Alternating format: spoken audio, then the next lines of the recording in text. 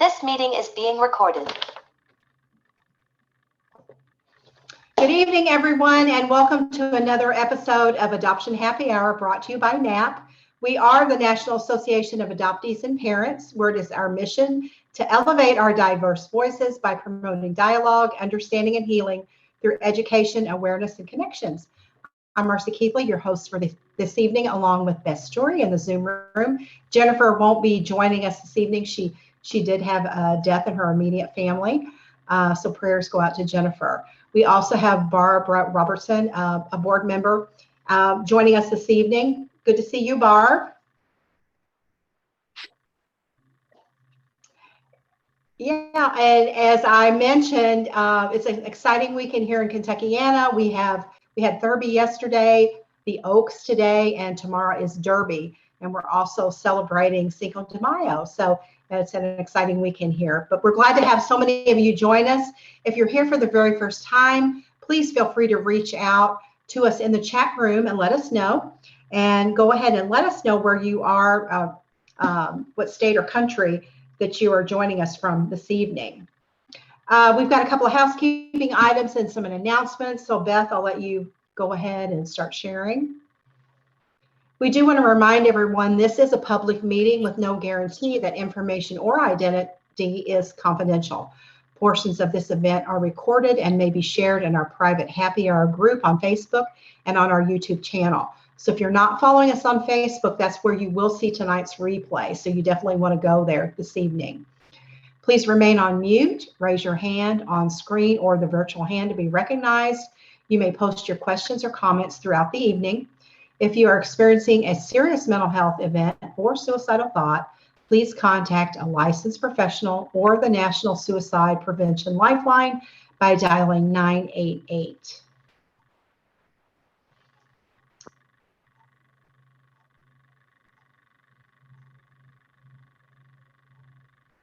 Okay, Beth, you want to talk a little bit about our programs? Yes, this is an awesome graphic Jennifer made about our programs, our support groups. You can see off to the side of each one when we normally have them.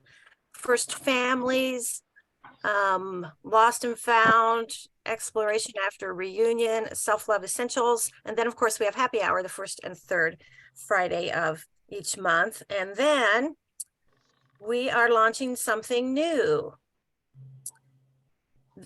This next Tuesday, Dr. Joyce will be launching an additional support group called Ask Dr. Joyce, and it's going to be for adoptive parents. At NAAP, we are all about all parts of the adoption constellation, and so we are introducing this new program, and I'm going to be dropping all sorts of links in the chat as we go tonight, so you will be able to register for this as well as any of the other things we have. Okay, our next big news is we just announced this week that we will be having a second mini meetup back by popular demand. We're going to be going back to Pokagon State Park to the Potawatomi Inn in September. Registration is not up yet. It will be very soon, but we wanted you to be saving the dates. This is a wonderfully relaxing, beautiful setting, and it will be a real retreat-like feel to the weekend. So stay tuned for more information about that. And then I have one more, a reminder. Whether or not you got to go to the summit, you can still access the digital pass. 27 sessions plus both keynote presentations are available to be viewed digitally. If you attended, you got a $100 off coupon. If you weren't able to attend, you can still get in on this great content. So I will be putting the link to that in the chat. Everything is up except like 2 things, I believe, and that is just because only so many can be uploaded at a time in a week. So in another week, everything will be available, and there is not an expiration on this. It will be there long term. So we hope that you will take advantage of that. And yeah, we're really excited about being able to give this information to those of you that weren't able to attend Summit. So this is, this is huge for us. And we're also excited about the repeat of the mini meetup. We had such great comments from last year's, and it does have a different feel than a summit or a conference. It's a time for all of us in the adoption constellation to get together and really connect and kind of relax. It's not as, where there's a class after workshop after keynote. It's more about, just connecting with one another and enjoying one another's company. And we do have some speakers. But Beth will be announcing more about that later. So yeah, we're excited about all those upcoming things that we have. And so with that, Beth, do you have anything else that you want to share tonight? You ready for me? Okay. All righty. Well, I'm really excited to introduce this evening's guest, Dee McGee. She has been a follower of Happy Hour for quite some time. She also was at Summit and was one of our presenters. And she's here this evening. Dee, where are you? Where did she go? Right There she here. is. There she is. Hi, welcome to Adoption Happy Hour. We're Right so here. glad to have you this evening. And Dee's going to share, and we're going to go ahead and listen to a little bit of her story. We'll talk about that. You're welcome to add comments in the chat field. And then 8 o'clock, we'll stop that recording and we'll open it up to your questions about Dee's story and her reunion. And we'll go from there. So it's really good to see you again. How are you tonight? Are we freezing? Can you hear me okay? I can hear you. We're not hearing Dee. She must be the one that's frozen. Dee, are you Okay. there? I see her. We'll give her a few minutes.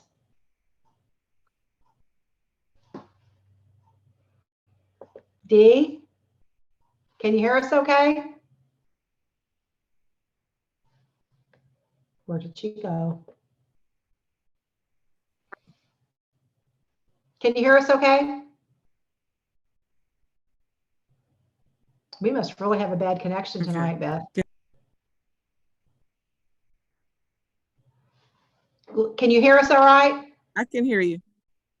Okay, okay. Welcome. I'm going to let you take over now, okay? Okay. All right. Good evening, everyone. So glad to be here tonight. Thank you, Marcie, for that warm welcome. And as she stated, I'm Dee McGee. I'm also known as Daughter Dee. And I'm just going to tell you a little bit about my adoption journey, and I'm going to talk about some healing and best practices and moving forward.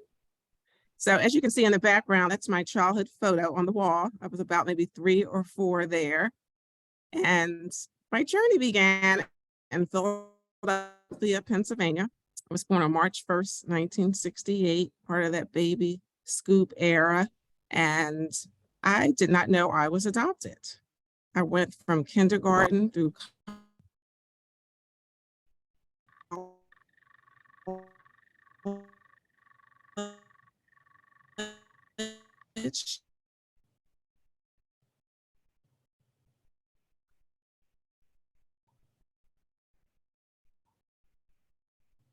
I'm wondering if it would help if she would disconnect and get back on. Yeah, she's frozen again. Dee, can you hear us? I got out of college. It was about a year out of college at age 23.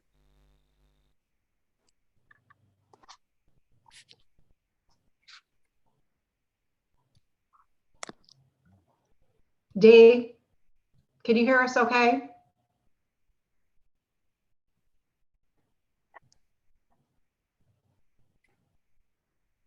Did we lose her, Beth? I'm here. Can you see me?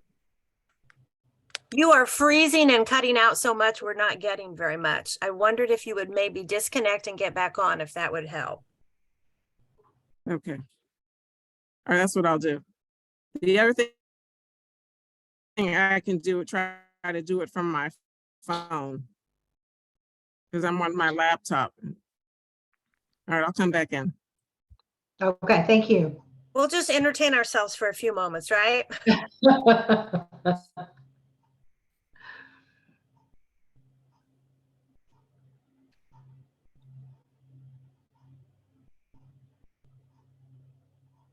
It happens with Zoom. This is what it's all about.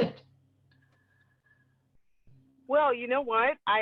This is Barbara, and what I could do is it's about synchronicity. It's about you never know what happens, 6 degrees of separation and all that. So as Dee relates her story, I hope that people will be able to learn about that because Dee and I met in person at the conference and found out that there was something that about our story that was in common. So I hope that when she tells her story, that will be something she can share with everyone. Great. Thank you, Barb.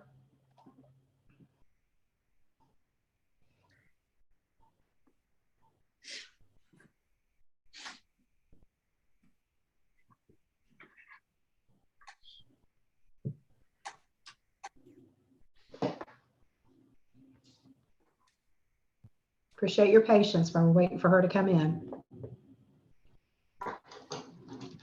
So how many people are having derby parties tomorrow? I'm going to one. You're Not going to having one? one. Yes.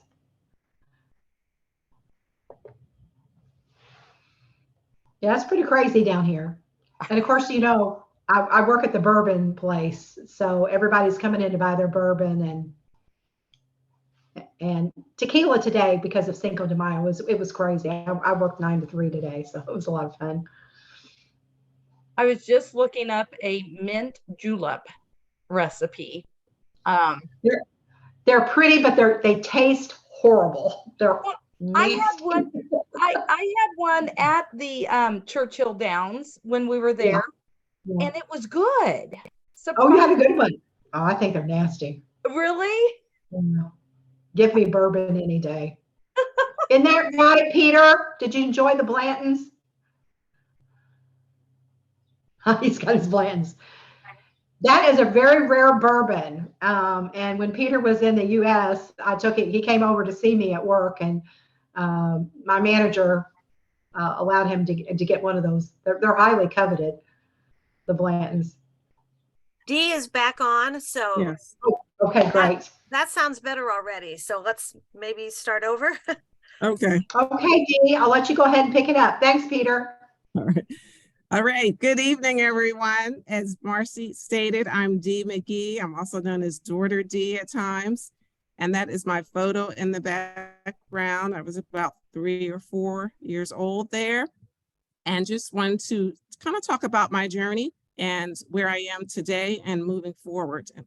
So I started off in Philadelphia, Pennsylvania, born and raised March 1st, 1968, during that baby scoop era, and had a wonderful childhood, very loving and nurturing parents who wanted to be parents. And I went about my life. From 2 months, I was adopted by the McGees. And then I went from kindergarten to college and just doing good in my life. And then all of a sudden, in 1991, my mother got rushed to the hospital, and I found out that she's diagnosed with a colon cancer. She's terminal. And at the same time, I was at her side and at her bed, I started finding out some secrets. And I found through my adoptive sister, who's 4 years older than me, that she found out that she was adopted. She found some paperwork, but she didn't know if I was adopted. So I said, well, you know, at that point, we had gotten the diagnosis, but I just was praying that Mom would pull through, that she would get through this. And she never pulls through. She succumbs to colon cancer. And, you know, my vision was that we would all sit down and talk about it once she got well. She never gets well. And she takes the secret to the grave, you know, that we were adopted, and she didn't know that we had found out. So my father that raised me, my adopted father, I remember making him a nice dinner and asking him, when was he going to tell us? You know, and when were they going to tell us that we were adopted? And he said they kept putting it off and putting it off and putting it off. And after a while, they just said, why bother to say anything? So it's like this lie, the secret had become a truth for them. And he said, I knew you'd find out, sooner or later. And for me, it was 23 years later. So at that time, after the mom's funeral and everything, I just had this dying need to know the truth about my biological parents. And so I did get confirmed that the agency my adopted sister was adopted through was the same agency that I was adopted through. And so I went to the agency. They had my non-identifying information on file. It was about 2 typewritten pages. They had my birth date. They had my time of my birth. It was like 9:44 a.m. I remember that. And I was about 20 inches long and 7 pounds and 9 ounces. That was in my non-ID information. And I was born at a hospital, Women's Medical, which is closed now. And it had some information about my birth mother and what happened during that time, and also some of her siblings, her parents, and then my alleged birth father's information was in there as well, and about his parents. And so I remember after the social worker read it to me, she said, now that you know the information, would you like me to do a search? And if so, if I find them, do you want to meet them? And I said, yeah, I'm ready. I want to, I just lost my adoptive mother, and I, have this need to know where I come from. I, want to get some medical history, that I didn't know all my life. And, I'd like to see who I look like and look at pictures, all those types of things and those feelings. And I remember her saying, but to keep in mind, there's a chance, they may not want to meet you, or they could be deceased. And at 23, I'm a new college graduate. I can handle it. I get to take on the world and just do this search and have this reunion, and I'm ready. A little did I know I was not ready for what was about to unfold, because at the same time I was still grieving my adoptive mother's death, and then to lose one mother and then find another all within like 6 months, it was a lot. And I didn't have my first job yet. I was still job hunting, a college graduate and everything. But I had put that on hold because I really wanted to find, these family members. So she ended up finding them in the white pages. That was our Google of the day. There was no internet in 1991. I don't know if you remember the Antoine Fisher movie when he was looking through the white pages trying to find these relatives. Kind of reminded me of the same thing. But that social worker, that was how she found them. And they were, all of her siblings were listed in the white page. They were professionals. And so they were listed. So she found them first. And then they, alerted my birth mother. And then she was living out of state at the time. All the family was in Pennsylvania. And so then I met her siblings first, as I mentioned. So my adoptive mother died in June of 91.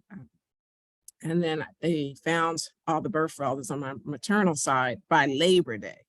So, within a couple months, I'm still grieving my adoptive mother's death. So by Labor Day of that year, I'm at one of the cousin's house or uncle's house, and they put together this little quick family reunion, mini reunion, so I could meet everyone. And they're looking at my face and all my features to see who I look like and everything. And it was like a stare down moment. And so, I'm getting reunited with everyone and telling my story. And so then 91 ends and we go into 92, and it's close to my birthday, March 1st. And I decided I wanted to meet my birth mother during my birthday month. I thought it was would be exciting, and it would be like, reliving my childhood all over again. And everything I thought was going to happen didn't happen. I had expectations, and I went down there for a week. I didn't have any training like we have training now with, you should probably stay at a hotel, or you should, be prepared. And, there was no preparation. It was just, I just went down there, and I took my adoptive father with me as well. He stayed with her father, who was my maternal grandfather, who lived down the street from her. And I stayed with my birth mother and her husband and her son. And, you know, it was a whole week. I went down there and I was still job hunting. So I didn't have a job yet, but they were working. She was working, her husband was working. And he didn't know about me. She had to tell him about me. And, but when I went down there, she didn't take off any time from work. So I was there in the house during the day while she was at work. And I was expecting this bonding experience, and it didn't happen. And I think she wasn't prepared, and she still probably had some work she had to do as far as just dealing with the shock of it all, and that I had been found and everything. When I look back, you know, I realized that's probably what needed to happen. So there was some grace, you know, around that, you know, years later when I look back. But so after I'm, you know, there for a week, you know, I come back and, you know, I'm just going through my life and just trying to learn more about my paternal side. I didn't know that much about them. I knew there was an incident that occurred between her and my birth father, and he wasn't interested in, you know, having a kid, and he was like headed for pro ball, and then she decided adoption was the best thing. So his mother was still living at the time. He was the only child, and small family. She had a hard, the grandmother, paternal grandmother, had a hard time bonding with me. Her son had died in a car accident 2 months after I was born. So, you know, I didn't get a chance to talk with him, but I did interview like some of the coaches from some of the basketball teams he was on, and got to meet some of the players. And he had went to a Catholic school, and they were all priests by the time I met. They were basketball players and then became priests. So then I met with the grandmother, and she just felt like we couldn't bond. She felt like I had been placed for adoption, and that was happened the way it was supposed to happen. And, you know, she said she could have raised me herself had she would have known about me. And so that, you know, that bond didn't take place. So the years went on from 91, you know, going through the late 90s, having, you know, a relationship with my birth mother and her family. And then the 2000s came, and my adoptive father died in November of 2000. I was his caregiver, and I was also taking care of a great aunt at the same time. They both died within 2 months of each other. And my great aunt, ironically, had her master's degree in social work from the University of Penn in the 1940s. She was ahead of her time for an African-American woman. And I really believe she counseled my adoptive father on the adoption. I really think she was instrumental in just getting us placed and all of that. So, so my adoptive father died in November 2000, as I mentioned, and I felt like this orphan, like all over again. I was 23 when my adoptive mother died, and then 32. When you transpose the numbers for 23, you get 32, and that was the age when my adoptive father died. So after he died, you know, I was in my 30s and trying to think about, am I going to have kids myself? I wasn't dating or in a relationship with anyone, and my clock was ticking. I was approaching 35 and trying to decide what I'm going to do and focus on my own family. And none of that happens either. So then when I turned 40, I decided I wanted to reinvent myself. I moved to the Washington, D.C. area from Philadelphia, just focused on my career. And my career was really my life. I really did a lot of community work. I did go to a lot of adoption support group meetings and some local conferences, but I really was focused on my career because I felt like that was the one thing no one could take from me. I didn't have to worry about it dying. You know, like all the losses I had, like I was in control of that.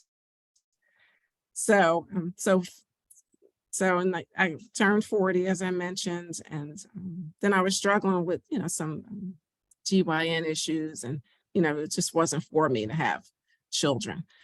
So when I got in my 50s, I was just going through life, and, you know, had a big party when I turned 50. And then at 53 was when COVID happened. The pandemic of 2020 began. And I went through this period where I was just feeling more isolated, more disconnected, not having family again. and wanting to know where everyone was. I was trying to connect through Zoom and have conference calls with family members and trying to feel as connected as I could. I didn't know about these support groups just yet. And then at 54, I decided, and it was 2021, I decided I wanted to, actually no, 52 was the pandemic, I believe. Yes, 52. I was 52 when the pandemic happened. At 53 in 2021, I decided I wanted to do a DNA test. And it was because I was working from home and I was watching these commercials that kept coming on the TV. Sometimes when I'm working, I'll turn the volume down and I'll just glance up at the TV and all these commercials were coming on. I said, I wonder if this is a sign, that I need to do some more digging on my paternal side. Because I had found out that the paternal grandmother had died a couple of years ago. And not far actually in Maryland from where I'm living now, but she still had a house in Philly and everything. And they had the services there. So then after she died, I had gotten her death certificate and I wanted to know what she had died from. And I said, I wonder if there's any other relatives out there on any medical history, if anyone else in that side of the family did any DNA work. So when I decided to order the kit, it came the end of February, 2021. It arrived ironically on my birthday, March 1st. And I was afraid to do the kit because I was like, no, I need to celebrate and not be focused on doing this DNA test right now. So I waited a week, March 8th, and then I sent it in, the kit. And by the end of March, some results were revealed to me. And it was a birth father that was connected to me that was not related to the birth father that I was told in 1991. So here I am 30 years later, getting new information. And that's the double surprise in my title of my talk. The first surprise was finding out I was adopted, being a late discovery adoptee. And then the next surprise was finding out that I'm an MPA, a part of the misattributed parentage event or the non-paternity event or not parent as expected. So that was just a whole nother myriad of emotions. Feeling like I needed to be supported around that. At first I thought, I could handle it on my own, but then I just started discovering support groups like this and others where I really felt like I needed connection and with like-minded people that understood what I was experiencing. And so I find out that my birth father is still alive. And this is my third father. I've had adopted father, then an alleged birth father, and now the real birth father. It's like, to tell the truth, will the real fathers please stand up type of thing, the game show.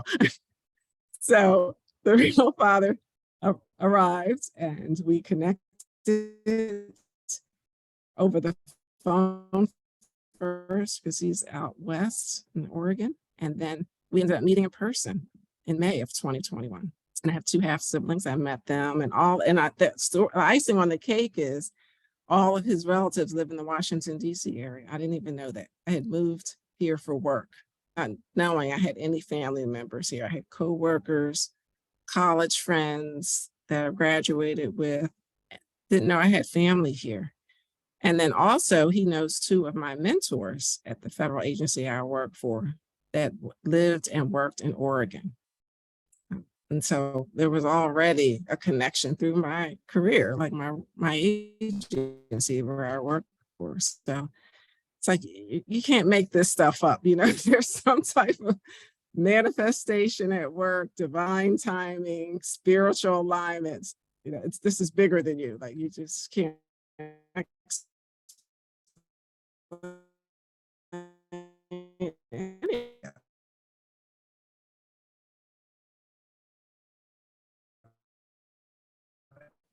What I used to do a lot of counseling and I go to church a lot. I used to pray a lot, but now I've discovered coaching my journey.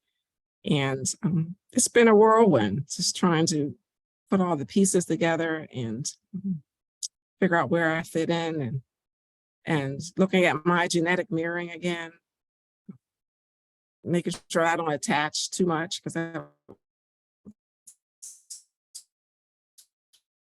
one of the things I always would do, I would attach very easily and just revisiting some a lot of my losses that I've had, and that's what that means, you know, to belong again and to feel loved, supported, and to have that connection. And Dee, didn't you have a unique surprise at Summit? Yes, I did. I sure did. You want to share that with the audience? Yes, I'm getting to that. I'm getting to that, Marcie. So at Summit, I decided this was my first flight. I hadn't flown in 3 years, like since COVID. I said, what better way to have your first flight than to go to the summits, to be reunited with people that you've been seeing virtually online for the past couple of years. And I told my birth father about it, and I sent him all the details, and he registered and flew out to the summit and came to hear me speak and supported me through it all. He even videotaped my session. I was just watching it today. He had it videotaped it on his phone while we were speaking. And Marcie was in the room at the time. She was like one of the room monitors in the back. And it was well attended. I really built some really good relationships with people who were at the session, as well as just overall at the summit. You know, I really felt the kindred spirits, and someone told me your tribe is your vibe, you know. So I was feeling really good vibes, really good energy, and I felt renewed when I left there. I mean, in fact, when I returned home that whole week, I was just feeling very different and very special, and really shared it with everyone, what I learned and how it made me feel. Yeah, I think that's one of the beauties of Summit too, is that making that connection and you inviting your birth father and, you know, him sharing a little bit. I mean, the whole thing was just beautiful. So congratulations. Yes, yes. It was great. Yes. So that's basically my journey from 1968 to here we are in 2023. You know, a lot of twists and turns to my story. And, you know, I want to write my book, but it just seems like it keeps unfolding. It's like the story that just keeps giving. And I think that's why I couldn't write it, because it was like there was more to tell, you know. And so I've been doing like different podcasts. I've been coming to support groups. I've been coming to the happy hour and trying to help others through the process, you know, be a support to others who are doing search, who are doing reunion. And don't you feel that just by being able to share that, you share your personal story with others and connect to others, how has that helped you in your healing journey? It's helped me tremendously, because everyone's story is different. And when you're listening, you have to be an active listener when people are telling their story. And it's, you know, it's not about you, it's about them, and being sensitive to what they've been through and being a support, you know, and asking them if there's anything that you can do for them, or give them resources, whether it's through books or let them listen to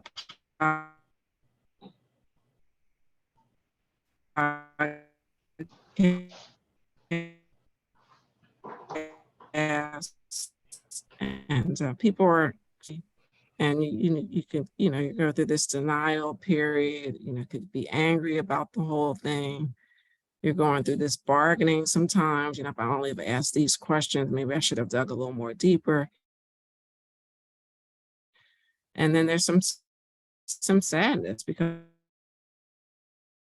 of loss all the time. That's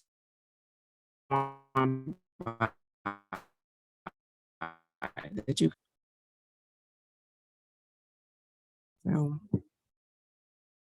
and then just, you know, I mentioned in the write-up, it talked about the Abraham Maslow's hierarchy of needs. You know, I talked about that in another talk I did about, you know, how everyone has these 5 needs: the physiological, you know, food, water, air to breathe.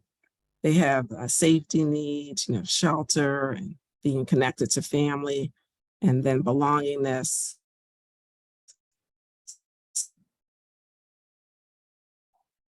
Self-esteem and self-actualization, the belongingness. Like, you know, after both of my adopted parents died, I kept feeling like, where do I belong now? Who loves me now? Here's my support system. And I had to create that. I had to create with like-minded fellow adoptees. I had to build my own community of support because sometimes you don't always get the support from the family members, whether they're the adopted or the biological. And just being in a happy hour, you know, like I said, your tribe, and then you can pour into them and get the clarity you need and the discernment.